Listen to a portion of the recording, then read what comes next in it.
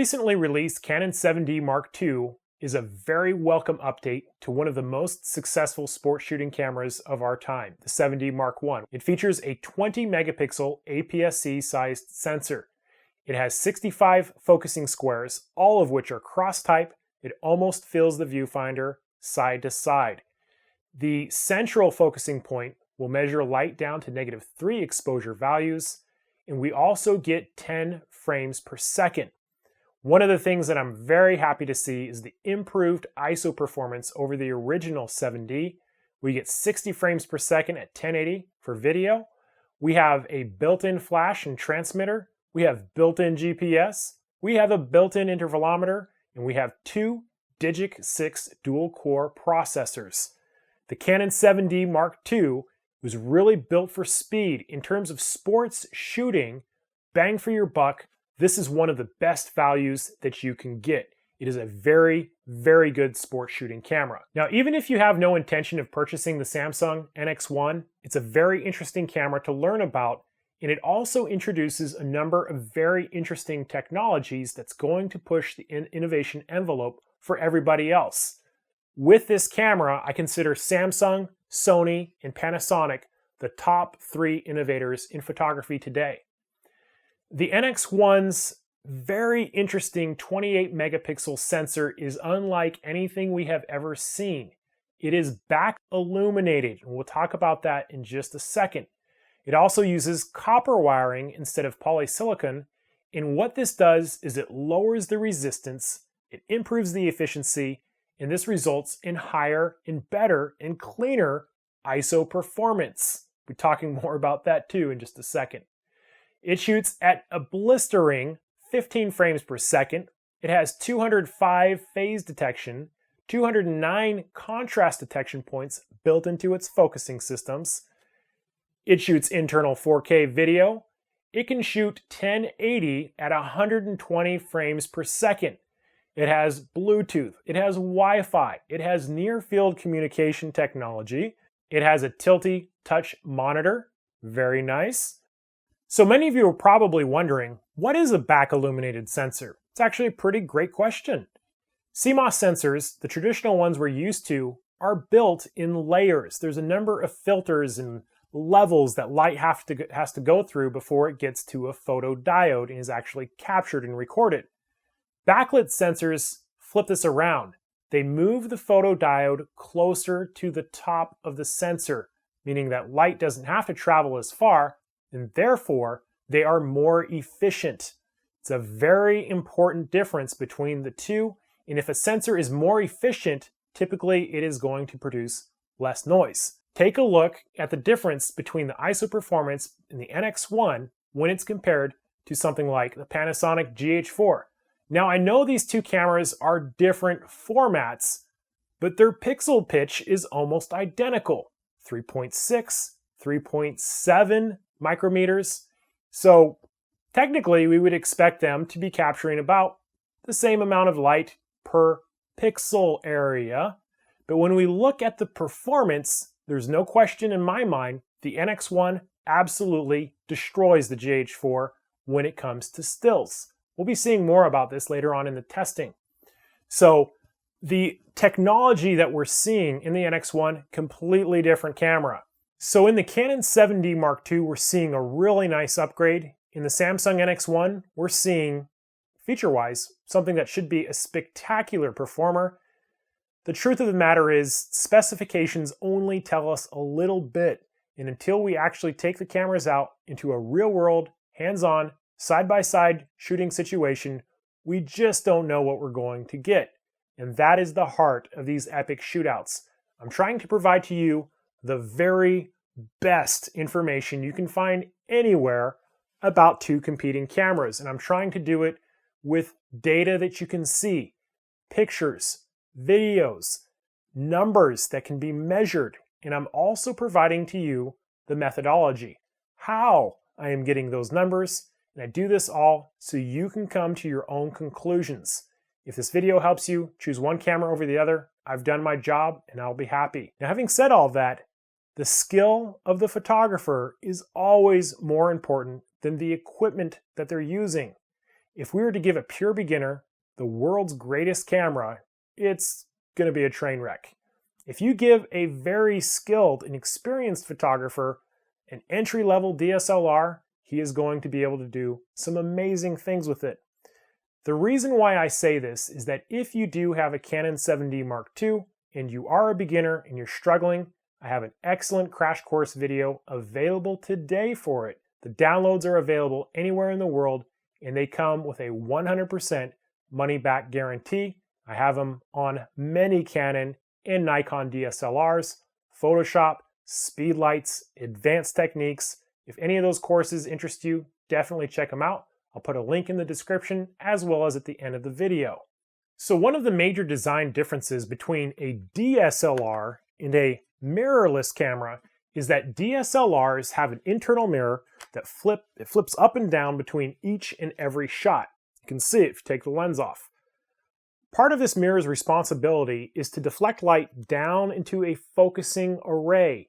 Suffice it to say that focusing array measures light in real time as it's coming through the lens immediately before you take the shot. And this is an advantage that DSLRs have over mirrorless cameras, is that the focusing systems are faster. They tend to be more accurate. Now, there are definite advantages to both systems. Mirrorless cameras tend to be lighter, more affordable. They're probably easier to make. The problem is when you get into a very intense sports shooting situation, some of the shots tend to drop focus.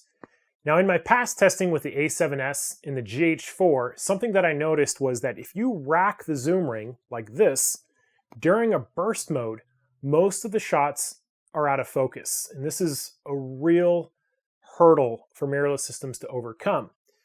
The interesting thing about the NX1 is it has 205 phase detection points in the sensor itself. It's actually built into the sensor. Very interesting design. And so we want to know whether it can continue to focus while we're removing the zoom ring. Now, the methodology that I used is essentially the same that I'll outline when I talk about the servo tests, but suffice it to say, I had a subject running away from me in good light. I'm on the full burst mode using the furthest outside square, and what I learned was that the NX1 scores about 6%. Nearly all of the shots are also going to be out of focus. The Canon 7D Mark II scored an 84%, very high. And this is why we still see DSLRs being used at most major sporting events. They're just better for sports focusing. Now, because the NX1 struggles during zooming in and out, I had to kind of redo the tests with the 7D Mark II, not zooming either camera, and that is how I approached the servo tests. The three servo sports tests I wanted to perform were: number 1, a side-to-side moving subject with the sun behind the shooter; number 2, a fast-moving forward subject with the sun to the shooter's back; number 3, a subject moving away from the shooter into heavy backlight. The plan was to shoot on the fastest burst speed that has continuous autofocus. I'll compose my subject on the far right or far left of the monitor, shoot on JPEG, count the out-of-focus shots, and determine an accuracy percentage based on the total number of shots taken. For side-to-side motion of a moving subject in good light, the Canon 7D Mark II scored a very high 93%, and strangely, the NX1 scored a 70%. It seemed to struggle while the subject passed directly in front of me with high-contrast subjects in the background. With a forward-moving subject in good light, the Canon 7D Mark II scored 73% and the NX1 in 86%. It is actually one of the highest scores I've seen on mirrorless cameras in this direction. Both cameras struggle when shooting into very heavy backlight with a small subject, and this is actually no surprise, and most cameras are also going to struggle here, with the 7D scoring a 55% and the NX1 a 62%, which is pretty comparable. Some important side notes. The 7D Mark II actually does a little better when we zoom in and fill more of the frame, as we saw on the rack zoom test, and I would expect it to score higher when doing so normally. We kind of handicapped it in order to get a side-by-side comparison with the NX1 by not adjusting the focal length. During a burst mode, the NX1's bitrate goes down to 12 bits instead of 14, which we see on a single shot. The 7D Mark II stays at 14 bits on its 10 frames per second. To many sports photographers, this can be a deal breaker for the NX1. So we're going to do the camera buffer performance test. It's how long a camera can write to its memory card at full frames per second before it starts to slow down. We're going to start with the 7D Mark II on both JPEG and RAW. Jen, you ready? Set, go.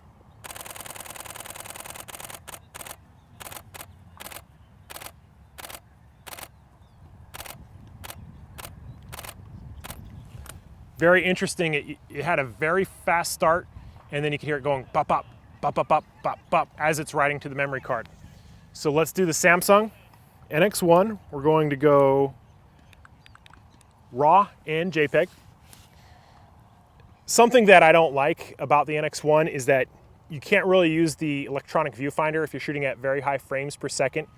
You'll start shooting and then it'll turn off. You can't see what you're shooting at that point after a second or two. All right, Jen, you ready? Go.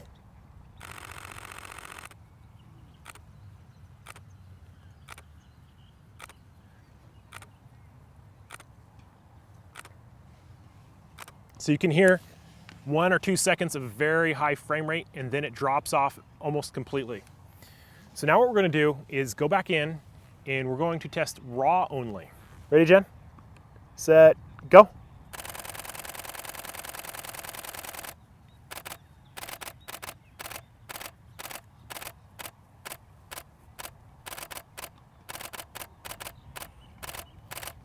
Kind of interesting after it has a very fast burst and then it again bop, bop, bop, bop, bop, bop, bop. Let's try the NX1. Ready, Jen? Go.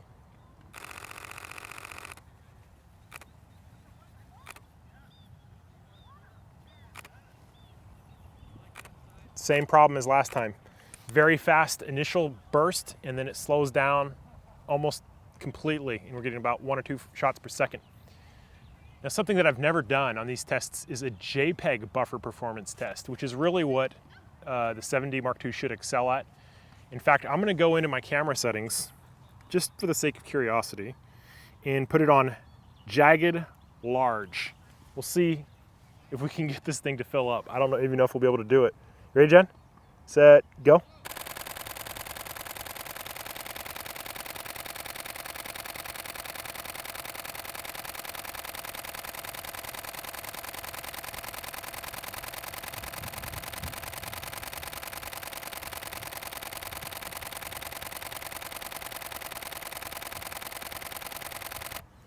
Anyway, I think we get the idea on the 7D Mark II. We couldn't fill the buffer up on jagged, large JPEG. So now we're going to do the same thing on the NX1. All right, Jen, you ready? Here we go. Go.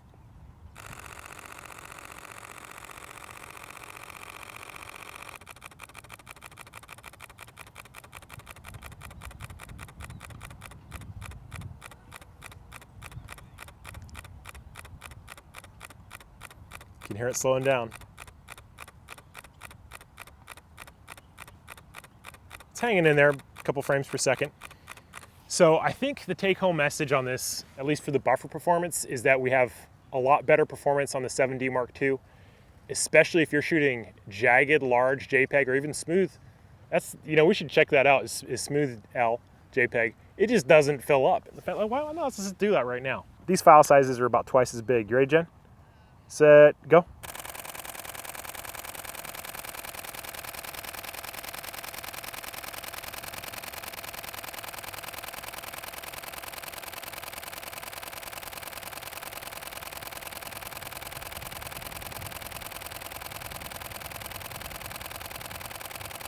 Yeah, so take-home message there is if you're shooting sports on JPEG with the 7D Mark II, you're gonna have a hard time filling that buffer up. Total percentages for all 4 servo tests are 76% for the 7D Mark II and a 56% for the NX1. If we disregard the rack zooming, the scores are also very comparable. For servo accuracy, bit depth, and the ability to zoom during a burst mode, the 7D Mark II wins, but I do think the NX1 is one of the best sports shooting mirrorless cameras I have ever tested, as long as you don't change your focal length during a burst mode. As a side note, we shot over 8,000 images on 4 different days of sports testing to make sure we were getting the most accurate results for each camera. We ran into a focusing issue on the 7D Mark II and had to replace it to get a good working copy, and I'll talk more about this a little later. Another test I like to perform is a camera's ability to focus in low light. The 7D Mark II is rated to -3 EV, while the NX1 is rated down to -4 EV with contrast detection and -2 EV with phase detection. I like to do the tests without any focus assist lamp turned on, and I use the camera's central focusing squares. My methodology is outlined on my blog, but suffice it to say I have 2 high contrast targets at different distances and different brightnesses. I then focus back and forth for 30 repetitions, timing how long it takes each camera to achieve 30 focus locks. If one camera consistently struggles to focus, it will take longer, and this is something we can easily see in the time differences. The most consistent and reproducible results I tested was when the far target was at 6.5 exposure values and the near target was at -1.9 EV. On average, the Canon 7D Mark II scored 57 seconds, with the NX1 scoring 84 seconds for 30 focus locks. Now there are a couple important side notes we need to mention. When we turn on the NX1's auto focus assist lamp in these conditions, it actually slowed the focusing down more, averaging about 2 minutes for the 30 focus locks. While the auto focus assist lamp will be the only way to go in extremely dark situations, it didn't seem to speed up focusing for the NX1 in our main test conditions. Both cameras were able to focus past -2 EV, and it seemed that the NX1 was able to focus even past -3 EV, but it was not very fast and it was not consistent. Overall, the 7D Mark II's central focusing square is faster in general low light conditions, and it appears the NX1 is capable of focusing in much darker situations than the 7D Mark II. It just takes longer. Something to keep in mind if low light focusing is important to you. The light capturing pixels on a sensor, which are more accurately described as photosites, are very much like little lenses. The wider the opening of a lens, the more photons are captured than compared with a smaller opening. It's just like apertures. This applies directly to photosites as well. Larger photosites result in improved signal-to-noise ratios, which results in less noise. In order to measure how large a single photosite is, we can use something called pixel pitch, which I have already started seeing on more and more camera spec sheets. Pixel pitch can help us approximate the physical surface area of a single photosite. The NX1 has a pixel pitch of 3.6 micrometers. The 7D Mark II has a pixel pitch of 4.1 micrometers. That doesn't sound like a big difference, but when we do the math, the 7D Mark II has an almost 30% more surface area per photosite advantage over the NX1.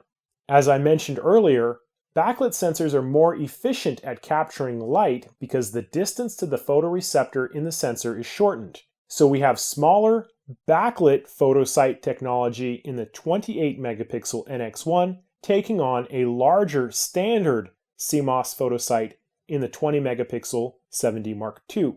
Additionally, each camera's processor and noise reduction algorithms will reduce noise differently, and I've left standard noise reduction turned on for this JPEG ISO noise test.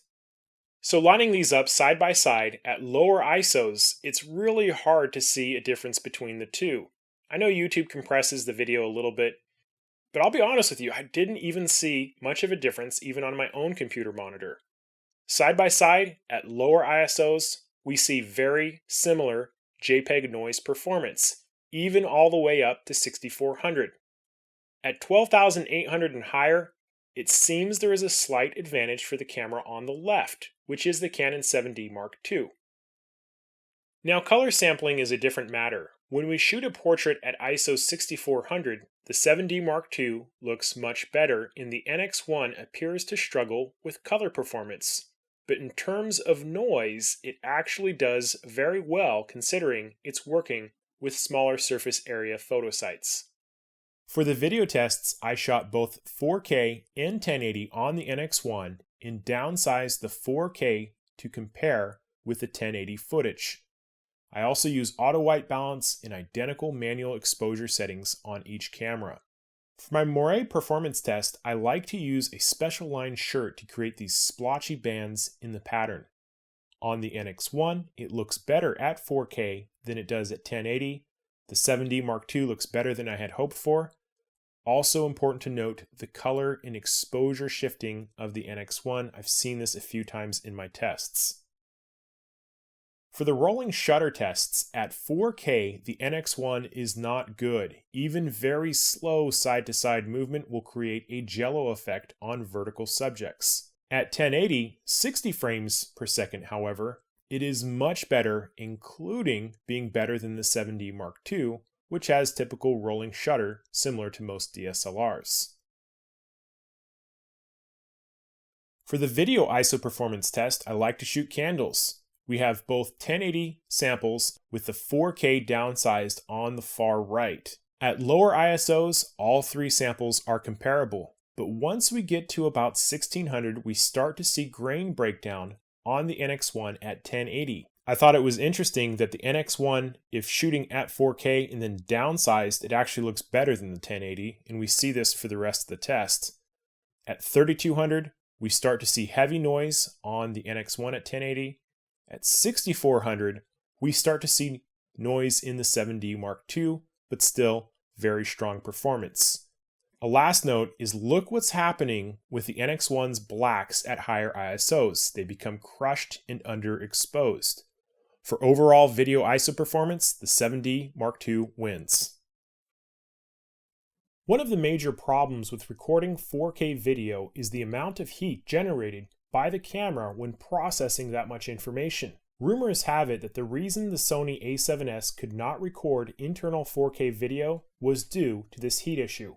Being that the NX1 uses a new H.265 codec and it has a very powerful processor, I wanted to see how it stacked up heat-wise. Using an FLIR thermal camera accessory for my iPhone 5, I 3D printed a mount for my tripod and then recorded 20 minutes on each camera's best internal settings for video. After 20 minutes, the hottest the Canon 7D Mark II got at 1080p was 88 degrees Fahrenheit. The Sony a7S, also recording internal 1080p, was 93 degrees Fahrenheit, and the NX1 registered the hottest at 101 degrees Fahrenheit after 20 minutes. But remember, this is recording internal 4K. Now I know what you're probably thinking. How did the GH4 do? I couldn't resist and I had to look. Internal 4K, it was one of the coolest at 84 degrees Fahrenheit, but that is probably another epic shootout. The take-home message here is that even with the new codec, the new processor we know very little about, you can expect an NX1 to get very hot when shooting internal 4K video, which, I'll be honest, I don't really mind as long as it can do internal 4K. That's something I appreciate. For my dynamic range test, I fire a strobe through a Stouffer wedge, which is essentially 41 little ND filters at 1/3 stop increments, or about 13.7 stops of total dynamic range. I overexpose the first part of the strip to calibrate and then analyze using camera RAW. I'm basically looking for the last interval that has a distinct and complete border. The full methodology is outlined in detail on my blog. While this technique is not great for measuring total dynamic range, it can give us some really important insights when comparing two cameras with the same exact settings in the same lighting conditions. Take a look at these test results. At an ISO of 100, the 7D Mark II seems to peak out between steps 33 and 34. The NX1 shows very strong performance with a score around 37 to 38. A total improvement of about 1.3 stops better than the 7D Mark II. It's cleaner and there's less overall noise. Some of you have suggested taking this test a step further for very good reason. Number 1, we don't always shoot at ISO 100. Number 2, ISO noise performance can affect dynamic range when the image becomes too grainy. This is actually a really good point. Continuing forward, at an ISO of 800, the NX1's advantage has dropped to about 2/3 of a stop, and at ISO 1600, it's essentially a tie. If we were to compare at ISO 3200, the 7D Mark II now has a 1-stop advantage, and at 6400, it's basically a tie again. I show you these charts so you can come to your own conclusions, but the take-home message is this. At ISOs of 100 to 800, the NX1 has a big advantage. At 1600 and 6400, it's basically a tie. At 3200, the 7D Mark II has the advantage. Grab a pen and a piece of paper for this next test and list it from 1 to 12. Pause the video if you need some extra time.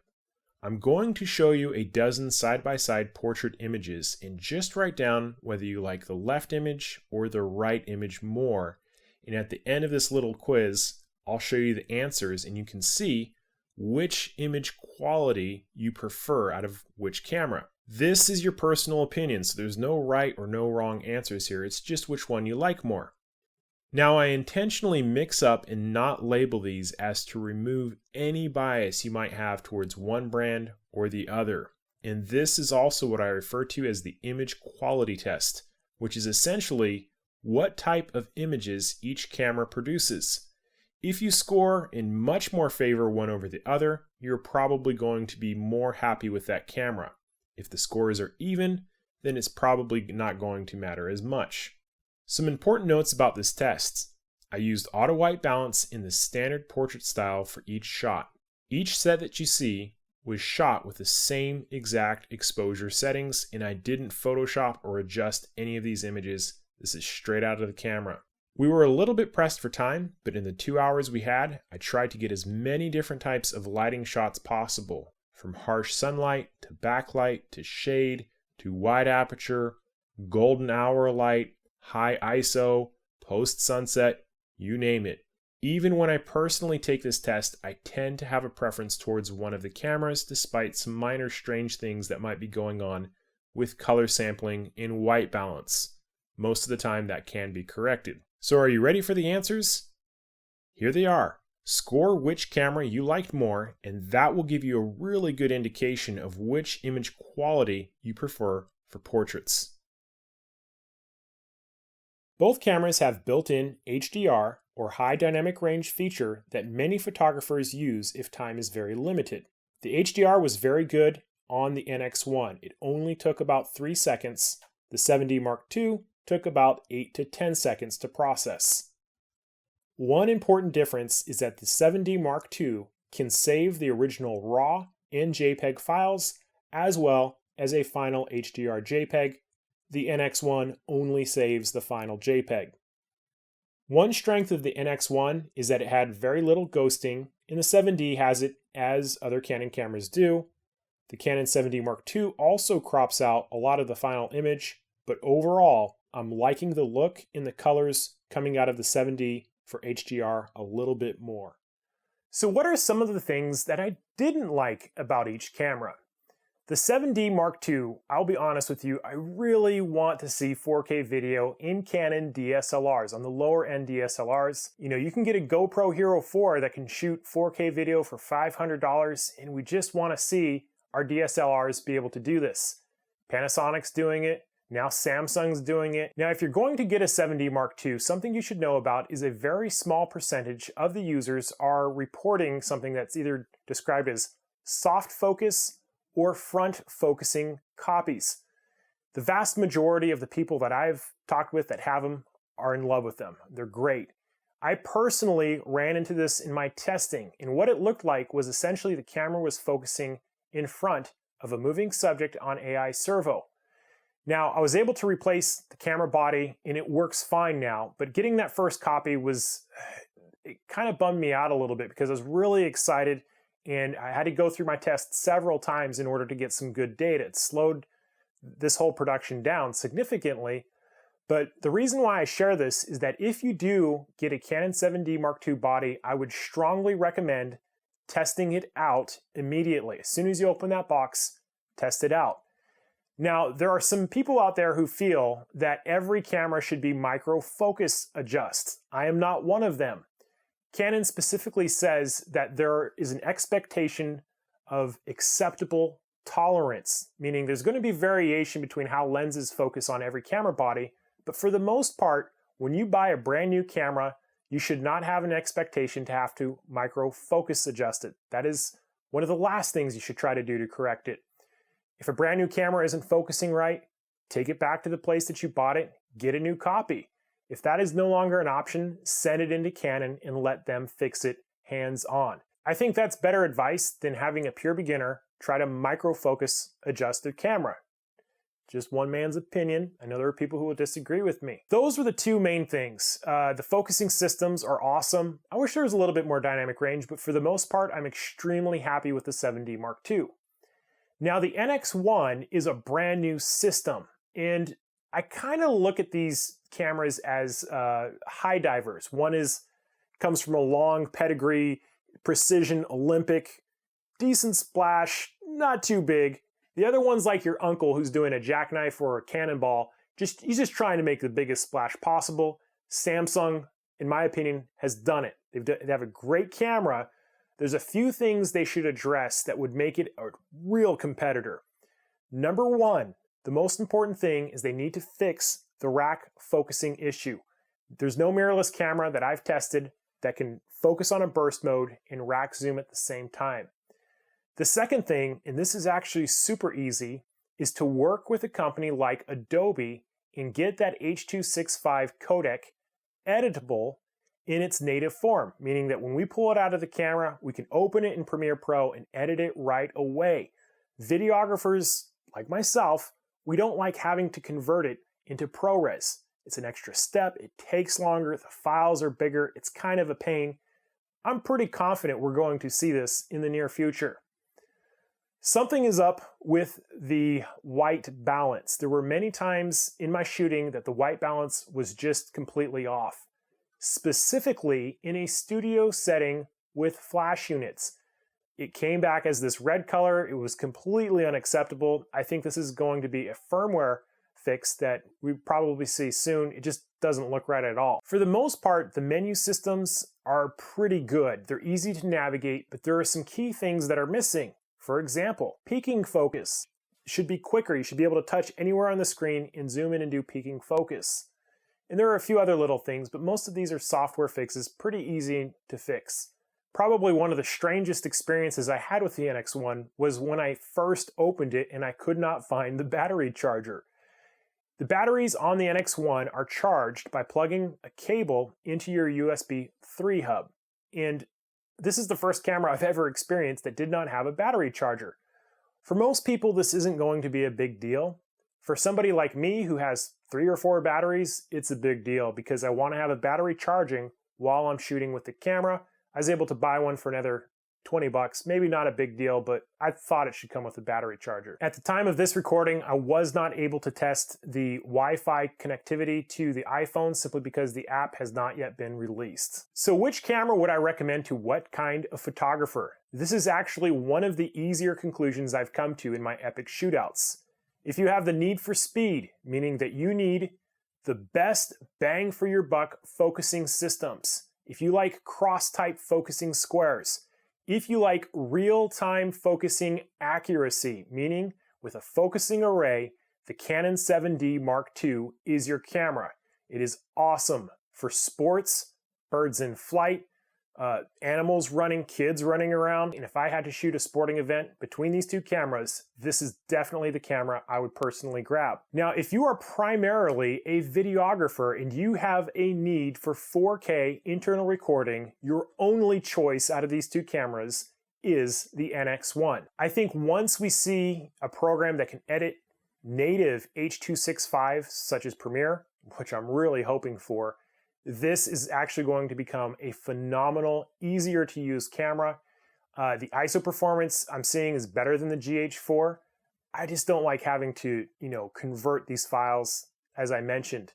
It does a lot of other things very well. We saw in the portrait test it's quite capable.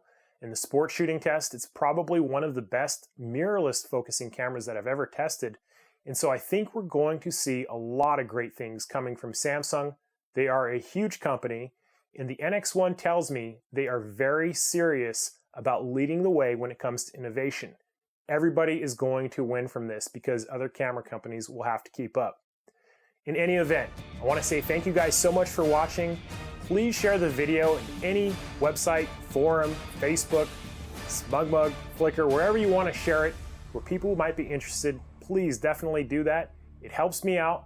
The subscriptions let me see that this is something that's interesting to you guys, and as long as I see all the likes and the comments and subscriptions, I'm going to keep on making epic shootouts.